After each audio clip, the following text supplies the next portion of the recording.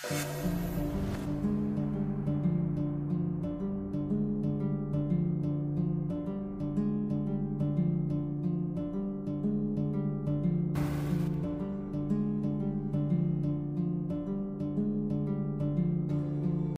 Aya Masarwe ay isang Palestinian at citizen ng Israel na nakatira sa Melbourne, Australia. Siya ay pumunta sa Melbourne noong August 2018 para sa isang taong exchange program sa La Trobe University sa Bundura.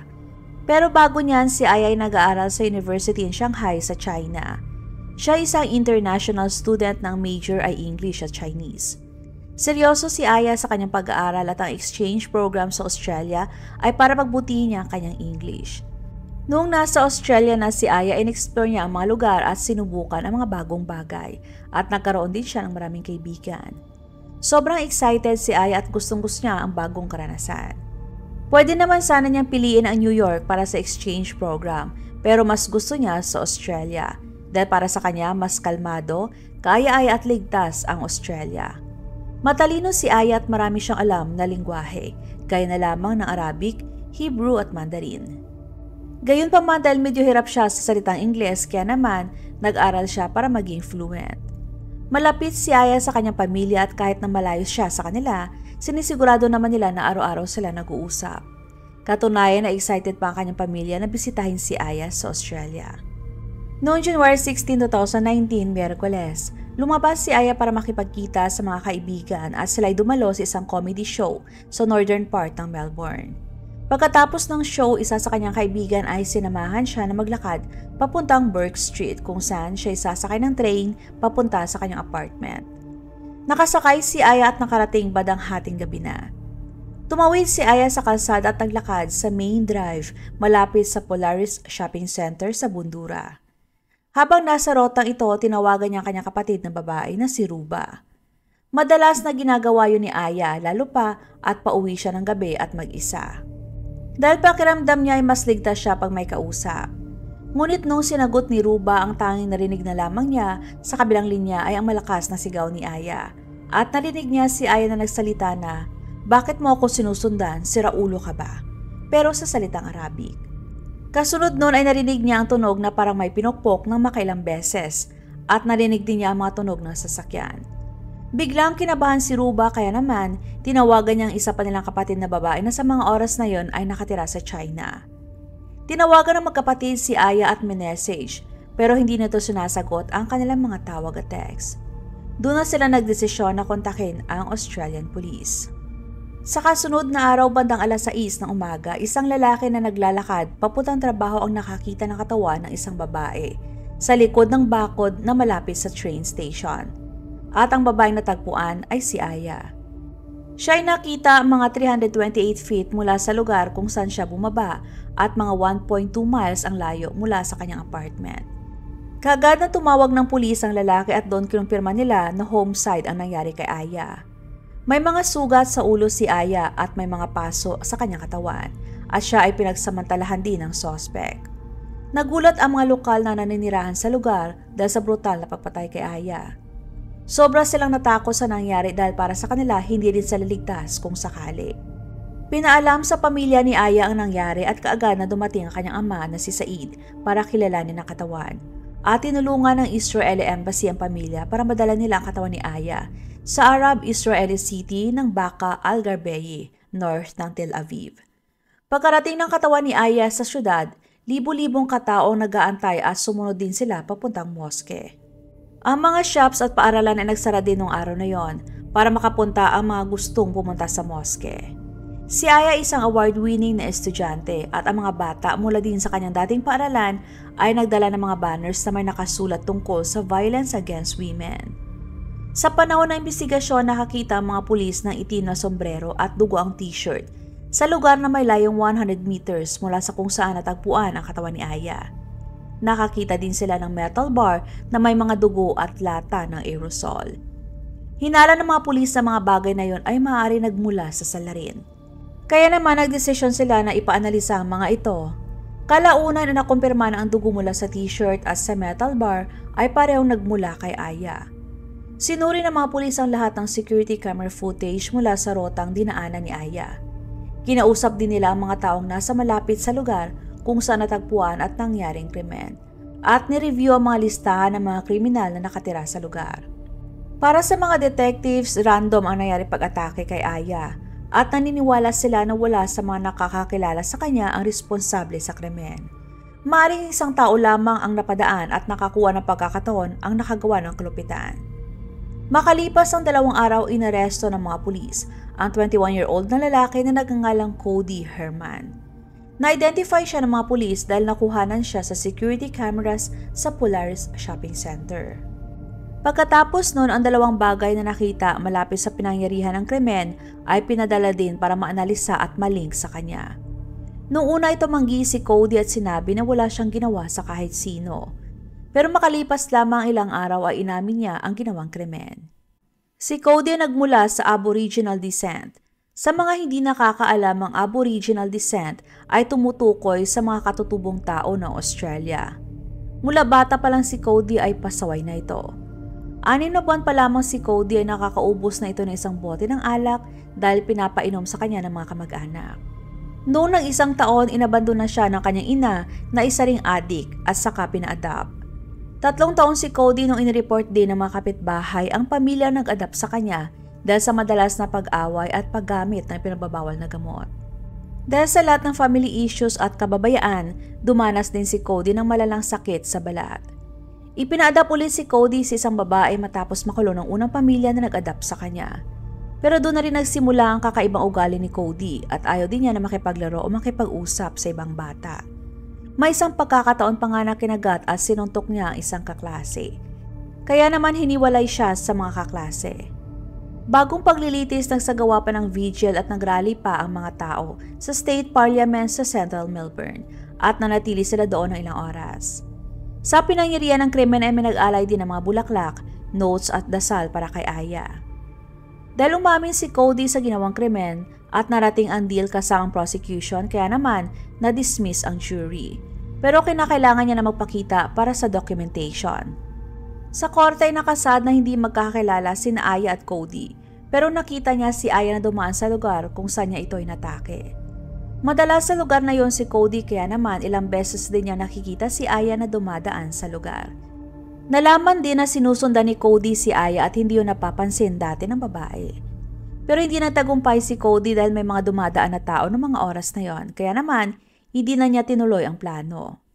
Nalaman din na may isang pagkakataon pa na sinubukan ni Cody na pumasok sa apartment complex kung saan nakatira si Aya.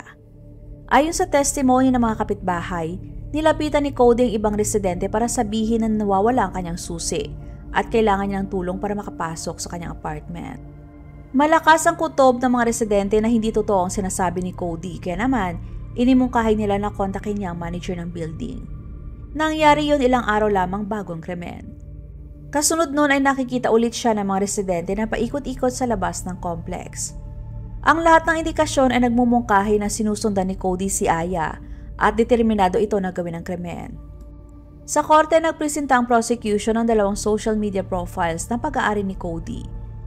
Sa isa sa mga profile na yon, gumamit siya ng pangalan na Mac Codes kung saan ay inaangkin niya na isa siyang rapper at ang music lyrics niya ay tungkol lahat sa karahasan. Sa isang profile naman niya ay gumamit siya ng pangalan na Cody Rex. Sa profile na yon ay may isinulat siya na kumuha ng atensyon ng mga pulis. Ayon sa kanya, International Girl of Mystery, you knows who you are. Sinulat niya yon 1 linggo bago ang ginawang krimen. Ayon sa investigasyon, habang nasa comedy show pa si Aya kasama ng mga kaibigan, nasa shopping center na si Cody. Paglabas niya ng mall, nag-shortcut siya sa parking lot na humantong sa kanya sa main drive. Kaparehong kali kung saan naglalakad si Aya nung gabing yon. Nung nakita ni Cody si Aya, nagsimula na siyang sundan ang biktima. Maaaring napansin ni Aya na sinusundan siya ni Cody kaya siya sumigaw para umalis na ito. Pero bigla na lamang siyang hinampas ng metal pipe sa ulo ni Cody ng 4 na beses. Doon na nawala ng malay si Aya. Kinuha ng pagkakataon ni Cody para mahila si Aya sa likod ng mababang bakod sa pagitan ng sidewalk at parking lot. Dahil may bakod sa lugar, kaya naman hindi makikita ng mga dumadaan. Tinanggal ni Cody ang damit ni Aya at pinagsamantalahan ang wala ng malay na babae. Pagkatapos makaraos, muli niyang hinampas ng metal pipe ang ulo ni Aya ng 9 na beses para masiguradong patay na ito bago niya iwanan. Nagdulot yun ng pagkabasag ng bungo at sugat sa mukha ni Aya. Di pa makontento, hinila pa niya ang katawan ni Aya sa madamong bahagi at inisprayhan ng aerosol ang katawan ni Aya. Kasunod nun ay kinuha niya ang dalang barbecue lighter para sunugin ang katawan. Ayon sa coroner, may mga bakas ng usok sa baga ni Aya. Indikasyon na nag-aagaw buhay pa siya nung sinunog ni Cody ang kanyang katawan. Dagdag pa ng coroner na bali din ang leeg ni Aya pero hindi siya sigurado kung yun ba ay dahil sa sinubukan siyang sakalin ni Cody o dahil siya ay hinila ng ilang metro. Nung narinig yun ni Cody, sinabi niya na hindi niya sinubukang sakalin si Aya. Sinabi din niya na hindi niya kilalang biktima at wala siyang galit kay Aya. Kinuha lang daw niya ang pagkakataon ng gabing yon dahil mag-isa lang si Aya na naglalakad. At dahil walang tao sa paligid, kaya naman nagdesisyon siya na gawin ang krimen. Nakuhanan pa siya sa security footage ng shopping center na umakyat sa bakod. Doon na nahulog ang kanyang sombrero pero hindi na niya kinuha ito at tuluyan ng lumayo. Tinanggal din ni Cody ang kanyang t-shirt at iniwan dahil may mga dugo ito. Ganon din ang metal pipe at aerosol spray. Nung tinanong siya kung saan niya kinuha ang metal pipe at ang aerosol spray, ayon kay Cody ay hindi niya maalala. Tinanong yun sa kanya ng mga pulis para malaman nila kung ang krimen ba ay pinaghandaan o hindi. Alam ng mga pulis na sinusubaybayan na ni Cody si Aya, pero maaari din na balak niya na itarget ang ibang babae nung gabing yon para gawin ang krimen. Pero si Aya ang nagkataong dumaan ng mag-isa. Sa kuha ng CCTV footage sa loob ng shopping center, wala pang dalang metal pipe si Cody. Pero maaaring itinago din niya sa isang lugar. Kung makumpirma yun ng mga pulis, makumpirma din nila na pinaghandaan ni Cody ang lahat. Ayon sa mga investigador, walang pagkakataon si Aya na madepensahan ang kanyang sarili o kahit na makatakas. Dahil mabilis siyang hinampas ni Cody ng metal pipe sa ulo. Ngunit ayon kay Cody, hindi niya maalala ang nangyari 2 oras bagong nangyaring krimen. Maaaring isang strategy din yon ni Cody para sa kanyang depensa. Dahil alam nila na kung inamin niya na kinuha o dala na niya ang metal pipe bago atakihin si Aya, iisipin ng mga pulis na pinaghanda niya ang ginawa at mahaharap siya sa mas malupit na sentensya. 2 araw bagong nangyari, sinabi umano ni Cody sa isang kaibigan na may napapanaginipan siya na may nakita siya na may pinapatay.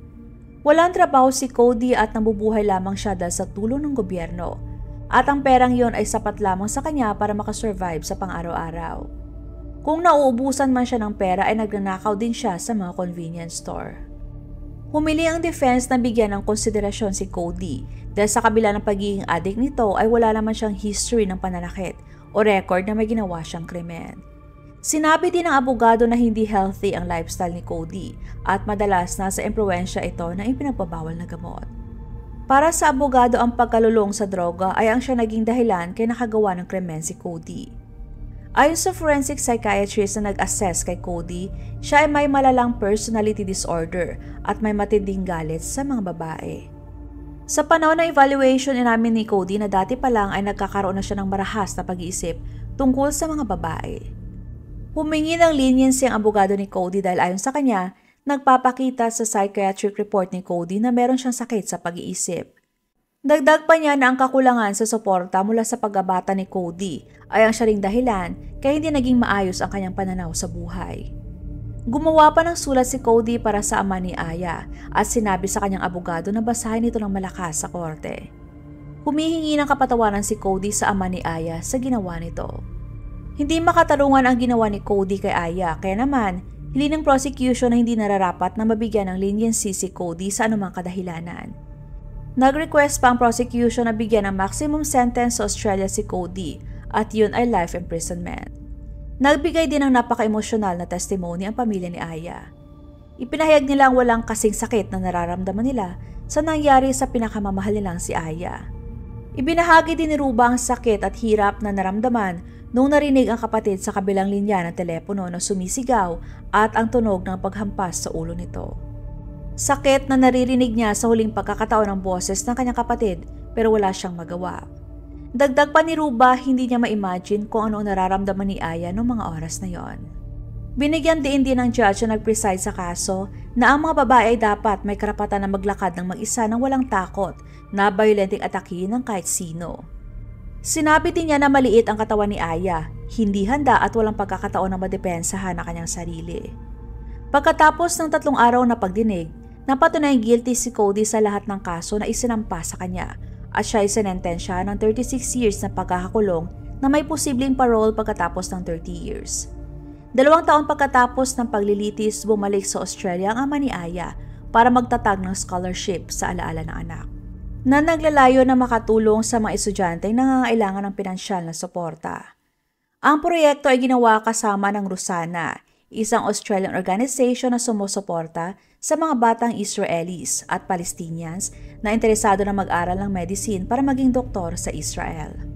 Kinuha din yun ang pagkakataon ng ama ni Aya para magpasalamat sa mga tao sa Australia at sa gobyerno para sa pagsuporta sa kanilang pamilya, lalong-lalo na kay Aya. Please support po my second channel na Usaping Krimen. Salitan ang pag-upload ko sa kada channel, kaya kung gusto niyo na makapanood ng crime story araw-araw, maaari lamang po na i-check ang bawat channel para sa mga panibagong videos. Maraming salamat!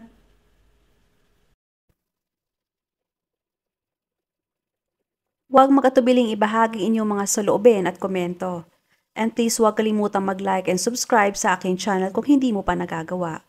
Magkita-kita tayo ulit sa aking susunod na video. Maraming salamat!